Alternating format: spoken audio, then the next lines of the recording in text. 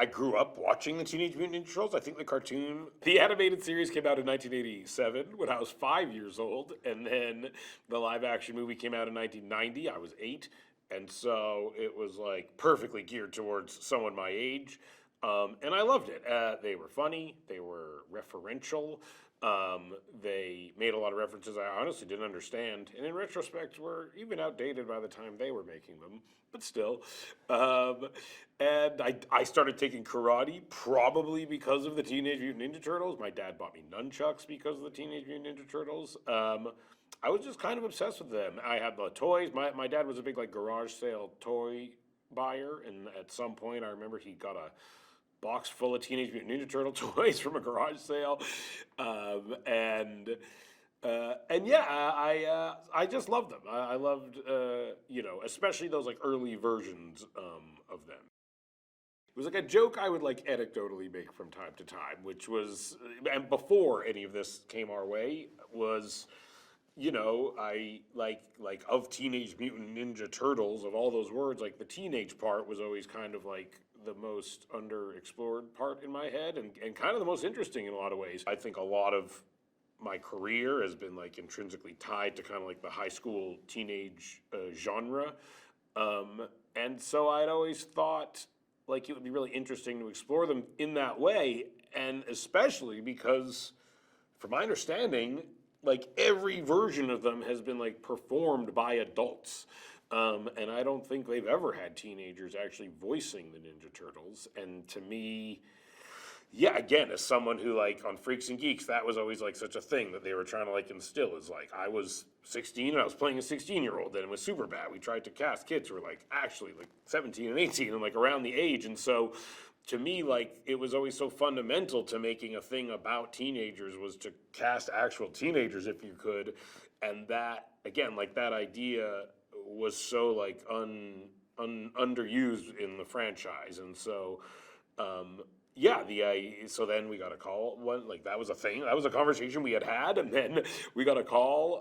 I've known Brian Robbins forever, who runs Paramount and Nickelodeon, and they were like, "Would you guys be interested in Teenage Mutant Ninja Turtles?" And I was like, "Yes." Like, if we can kind of approach it through this like teenage lens, like that would be our pitch. Would be to kind of really lean into like a coming of age kind of version of it. The story essentially is that we meet the Ninja Turtles, and they have been mutated from turtles into kind of turtle humanoid creatures at a young age, and they have a dad who's a rat creature who has raised them, who was a rat. And yeah, when we find them, they live in the sewers because their father has like instilled in them that like humanity will never accept them and will hate them, and that they're like monsters basically. And he's taught them like martial arts to defend themselves from humans who Splinter, their dad, thinks are evil. But being normal teenagers, they just want to be normal teenagers, and they want to do normal teenage things, and they absorb pop culture, and so they want to like do the stuff that normal teenagers do, and they long for like acceptance and like a normal life, you know. And then they, through meeting this high school girl, April O'Neil, kind of get this idea that if they like stop this criminal Superfly who's kind of terrorizing the city, maybe that'll be a thing that like proves to people that they're good and that they should be accepted. So it's like a very personal motivation for them to take on this like big giant like villain basically. We wanted there to be tons of mutants in it.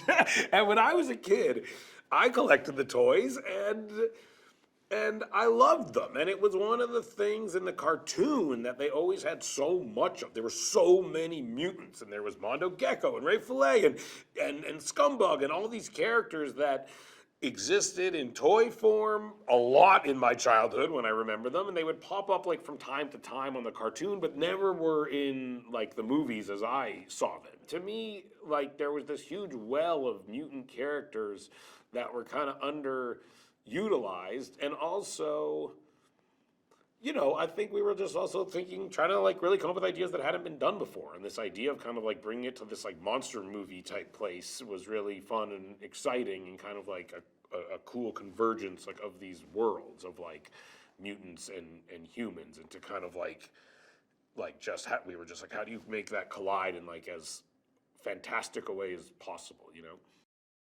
when you're creating a new villain, especially for the first movie, it can be a good way to separate yourself instantly from the other versions of Ninja Turtles. But it is inspired by a villain that is in the original animated series. But this idea of kind of like building out our own mythology a little bit and instantly kind of saying like it's not exactly the version of this that has existed in previous versions, and we're trying to contribute and come up with new like things to it.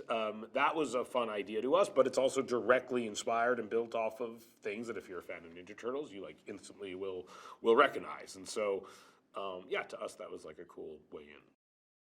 Jeff's been amazing, and I've now been working very closely with him for like 4 years or something like that, I think. A very long time. 3 years, maybe, 3.5 years. Yeah, it's funny looking back how little, like,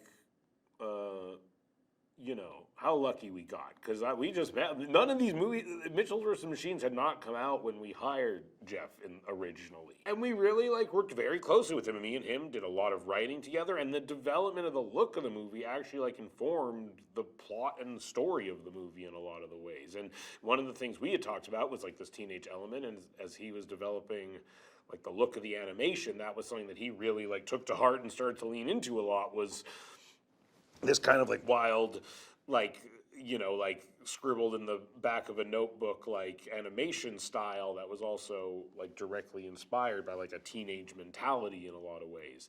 And then what was cool is we started to see that stuff come to life, and it was so cool and original and exciting that and we were writing the movie at the same time, and honestly, like where my head started to go was just like, what do I want to see happen in this animation style?